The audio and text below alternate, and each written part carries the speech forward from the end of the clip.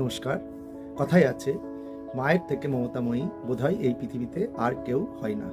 তো তেমনই একটি ঘটনার সাক্ষী থাকলো সারা দেশ। ঘটনাটি ঘটেছে মধ্যপ্রদেশের জবলপুর বলে একটি ড্যামে। ড্যামটির নাম বর্গি ড্যাম। ওখানে পর্যটকদের ভিড় থাকে সবসময়, তারা বাঁধ ঘোরে। তো তেমনই একদিন, অর্থাৎ আজ থেকে দুদিন আগে, মানে 30শে এপ্রিল এই ঘটনাটি। যথারীতি প্রায় 40 জন যাত্রী নিয়ে ক্রুজ বেরিয়েছিল নৌকা বিহারে।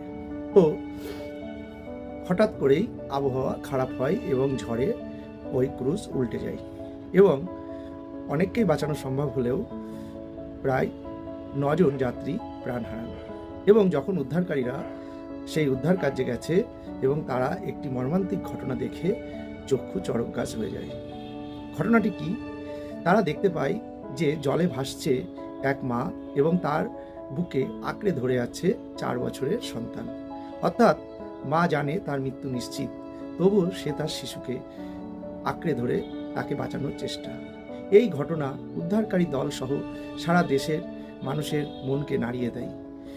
যাই হোক, এমন বেদনাদায়ক এক ঘটনার সাক্ষী রইল সারা দেশ। আসলে আমরা সবাই চাই আমাদের সন্তান দুধে ভাতে থাকুক, সে তার বাবা বা মা যত কষ্টই হোক না কেন। সবাই ভালো থাকবেন। নমস্কার।